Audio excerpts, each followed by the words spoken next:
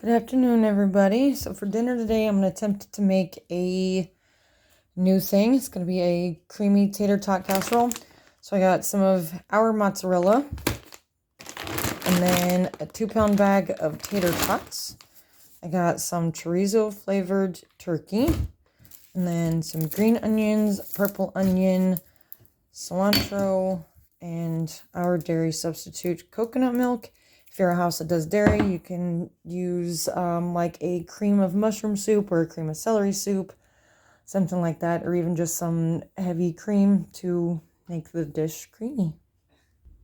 All right, I got the green onions and the red onions chopped in the pan. Now I'm going to add my cilantro paste and some minced garlic and a little bit of olive oil and get this sauteing down.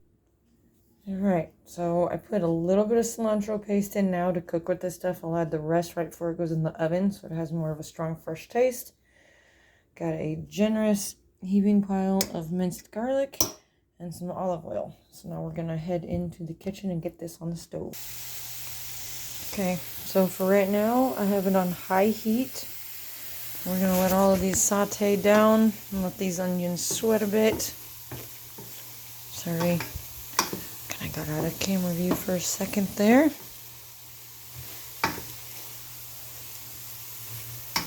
Let this do its thing for a couple minutes before we add in our meat.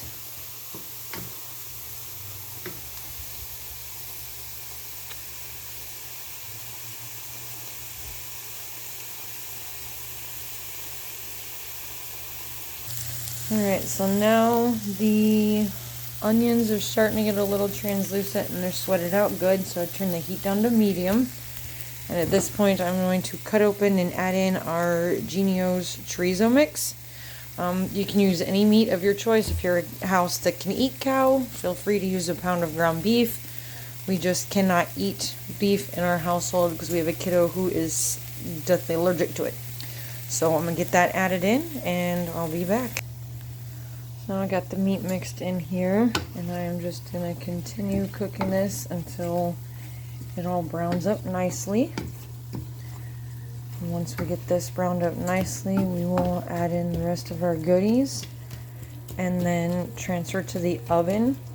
I chose this pan because it is oven safe, so up to 450 degrees, and the tater tots call for 425. If you do not have a saucepan that is oven safe, simply switch over to like a glass casserole dish. It's not going to change the flavor, the way anything comes out. It's just one less pan. And I kind of try to cook in the laziest way possible, because I do have a house full of munchkins that we homeschool, and I work full time, and finding recipes that create the least amount of dishes possible are always a plus. So this one is, as long as you have an oven safe fry pan, a 1-pot dinner, which is amazing.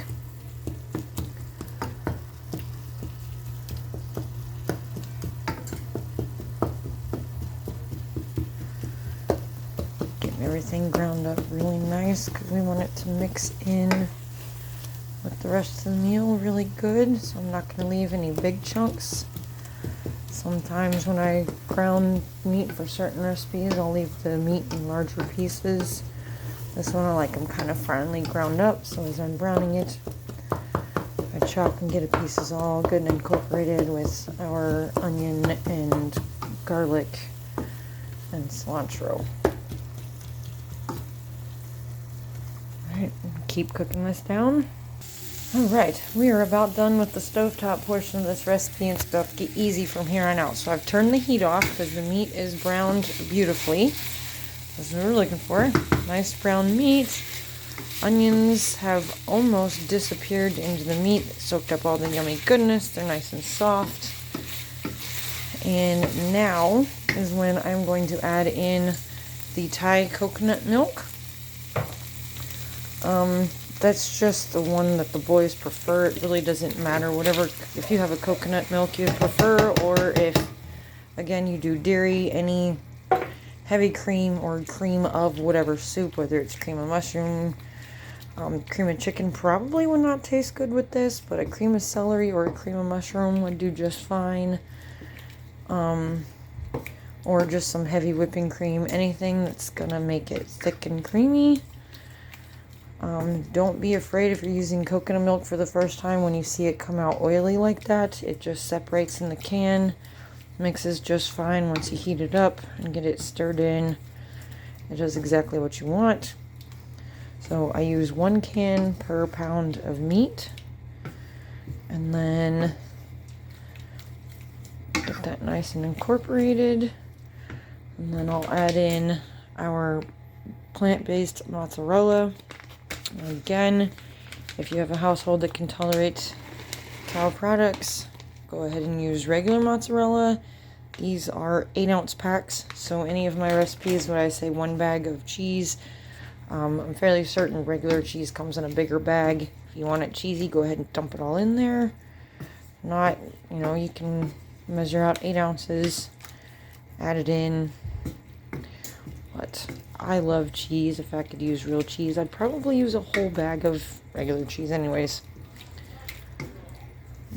We always add extra moisture when cooking anything with quote-unquote cheese, because the vegan blends do not melt and get like that cheese pulled creaminess that normal things do when they're just dry, but when they're added in with a liquid, they do get a little bit creamy, so it does come out better when it's in a recipe that has more moisture added in.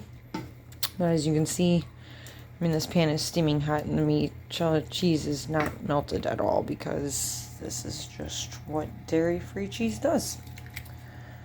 So get that good and mixed in.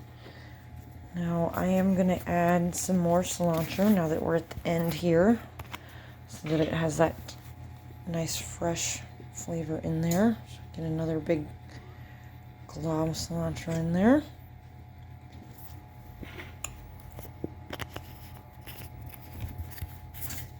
Get that mixed in. Alright. And I'm going to have to put the camera back down for a second for this next part. But what I'm going to do now is I'm going to take the 2-pound bag of potatoes and I'm going to start the outside layering and cover this whole thing up with the tater tots. And then we're going to throw this in the oven to bake the tater tots off.